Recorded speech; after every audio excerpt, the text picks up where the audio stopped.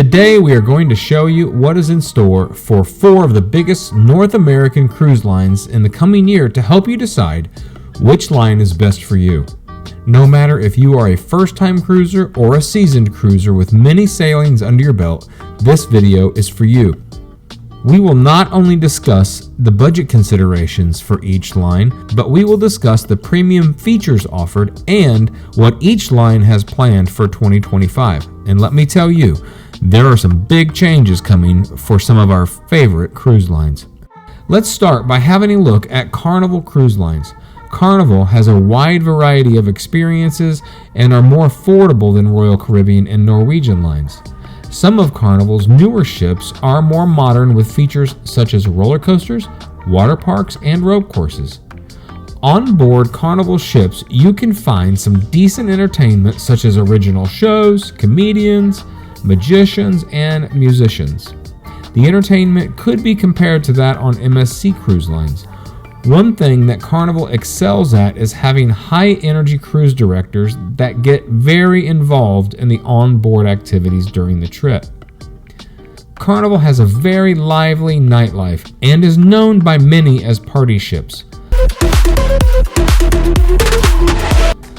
But this mostly holds true for the shorter trips of 4 days or less. If you sail on a 7-day cruise with Carnival, you'll find a similar atmosphere as you would on the other lines. The vibe on Carnival cruises is very laid back and also very casual, and sometimes can be considered to be rowdy due to their price point and the demographic that they attract. 7-day cruises do have a formal night, so if you're wanting to dress up in your best, you will have an opportunity at an elegant evening. Some of Carnival's older ships are looking a bit run down and tired, and the decor is even tacky on some of the ships. So if you're wanting an experience on a newer ship, you will want to be careful and research the launch date of a ship you're considering. Carnival does not have a wide range of cabin types and oftentimes can be very small compared to some of the other lines. As for dining options, the main dining room and buffets are not superb, but they are decent. The place where Carnival really stands out is in their fast food options like Guy's Burgers and Blue Iguana, which are included in the standard fare. Service levels aboard Carnival ships are not the best, but they are tolerable. The dining room and buffet experiences have been likened to a food hall type atmosphere due to the lack of finesse. The average age of Carnival Cruise Line passengers is 45 or older, but the line's marketing has a youthful image. As a result of the reputation and price point, Carnival Cruises has the highest percentage of 18 to 24-year-olds at 16%. For 2025, Carnival has made some changes to itineraries and onboard activities, such as moving up sail-away parties and also having changed the operating hours of onboard venues. Carnival has no new ships planned until 2027, but they are moving 2 ships from Australia. The Carnival Adventure and the Carnival Encounter will be joining the North American fleet in 2025, but these ships were built in 2001 and 2002 respectively.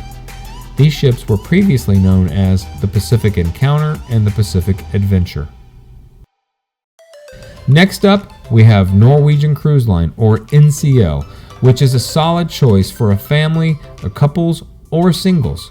Norwegian delivers a very good service experience and unique freestyle dining, which means you can eat wherever you want, whenever you want. They also offer a very good 24-hour pub on each ship where you can get good food any time of the day, so you don't have to worry about going hungry, although there are times that the service can be a little slow in the pub. Gratuities on Norwegian run around $20 per person or more for the Haven, which is Norwegian's premier cabin experience with private dining, concierge, butler service, and more. One drawback of Norwegian is the age of their ships. Even though many of them have been updated in the last 10 years, their ships are a little older than the average with some older decor. Regardless, Norwegian remains one of our family's favorites because we enjoy the food, the service, and especially the entertainment. Norwegian has top-notch shows and talent So be prepared to have your expectations met in the theater and take time to enjoy their always fun game shows and other group activities. NCL passengers typically fall within a demographic of couples, families, and singles ranging in age from their 30s to 60s, with a notable presence of solo travelers due to their dedicated studio cabins designed specifically for single occupancy. The average age of a Norwegian Cruise Line passenger is around 52 years old. In 2025, Norwegian is applying some cost-cutting, or should we call them profit-increasing efforts. Free at Sea, which is Norwegian's well-known perks package, is being rebranded and becoming More at Sea. We won't go into the details here, but this means you'll get less overall than you would have previously. On a positive note, Norwegian is launching a new Prima Plus class ship, the Norwegian Aqua, in April 2025.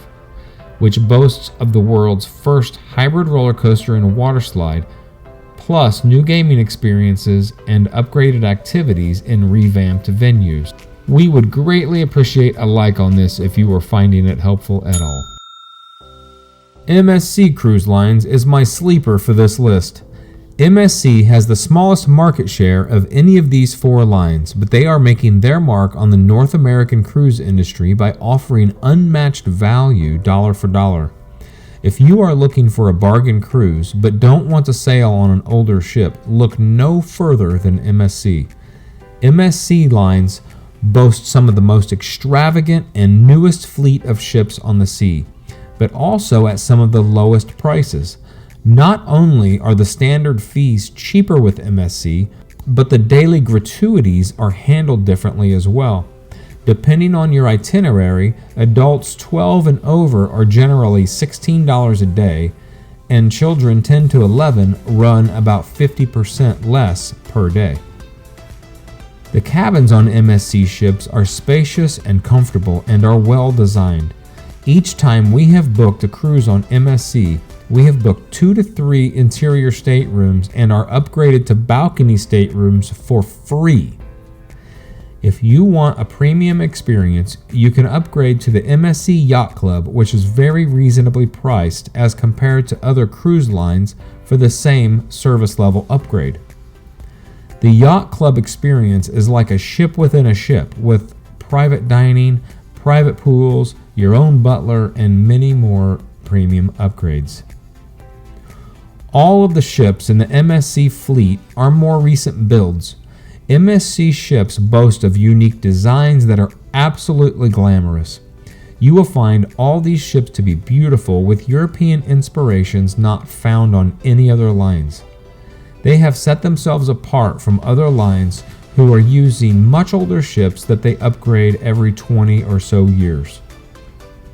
Entertainment aboard MSC ships is typically not a very good experience.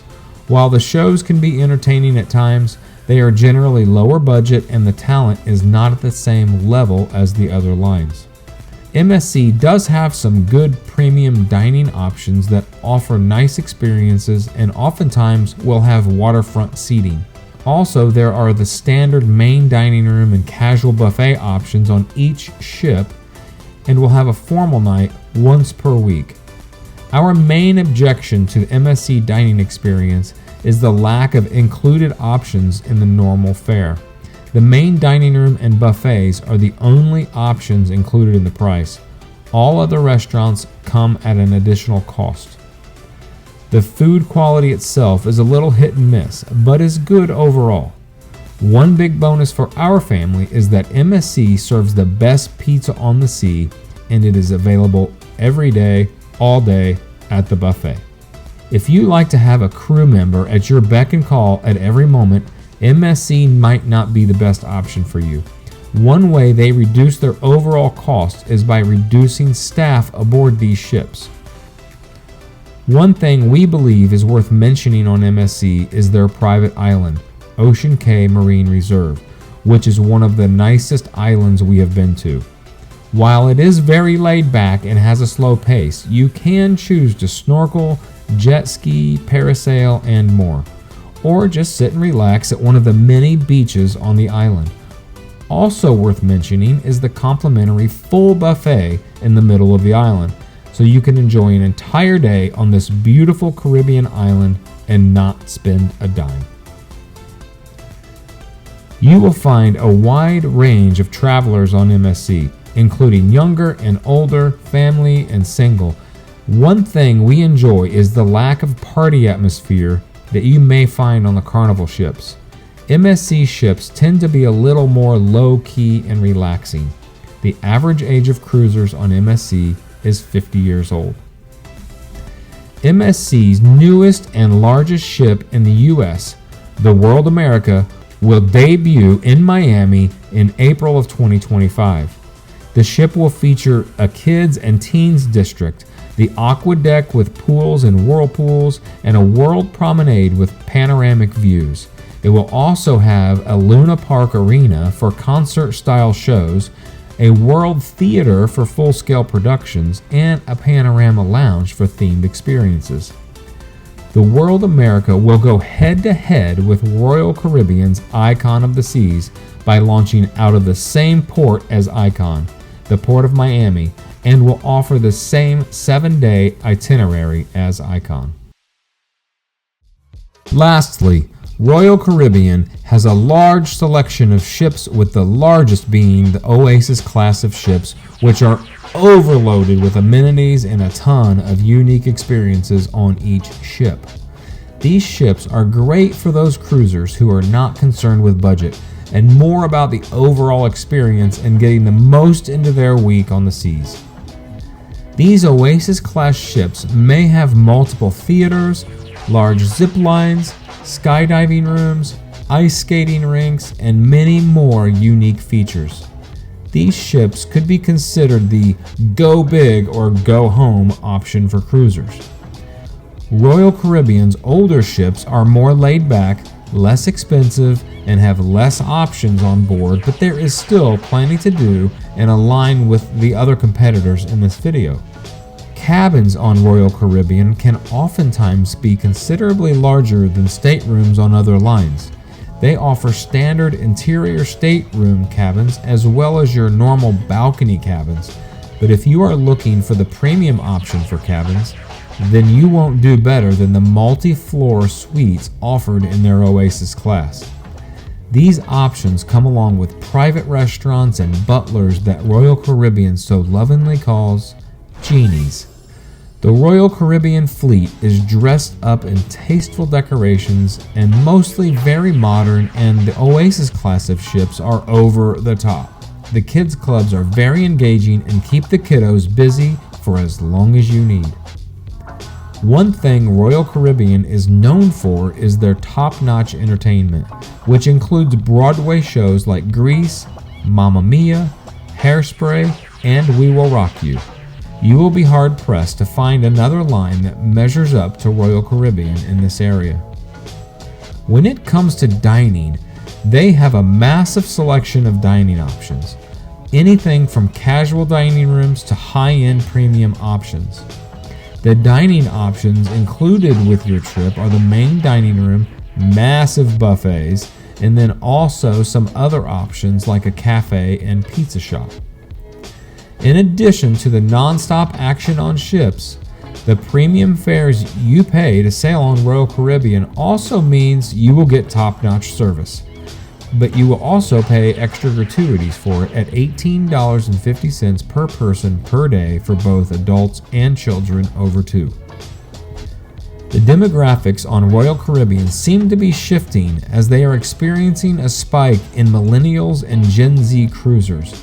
Age median is in the 40s on a 7-day cruise and gets younger on shorter cruises and older on longer cruises. Royal Caribbean's private island, Coco Cay, is nothing short of amazing. The island includes the typical beaches, dining options, and places to relax, but also a water park, zip lines, and other excursions that come at a premium. Some of the cons of Royal Caribbean are the prices in the premium dining options, which can get quite expensive, as well as the overall pricing for many of the newer Royal Caribbean ships. All of those amenities we discussed do come at a premium, so you will be paying for that in your standard pricing. Overall, for us, the cost of a Royal Caribbean cruise is the biggest negative because we are a large family. If you're sailing with 2 to 4 people, the cost may not be as big of a factor for you. There are a few big changes that we know about already for Royal Caribbean in 2025 that you should be tracking now. Royal Caribbean will be welcoming a new ship, the second in the Icon class of ships, called the Star of the Seas, and will launch in August of 2025, sailing from Port Canaveral, Florida. This is Royal's attempt to match their recent smashing success with Icon of the Seas, which has been incredibly popular. As an entertainment-loving family ourselves, the fact that the Star of the Seas will be featuring the Broadway show Back to the Future, the musical, we may just have to book a trip on it as well. Thank you so much for watching our video. Our hope is that this video was helpful for you as you plan your next cruise. Thanks for watching. See you next time.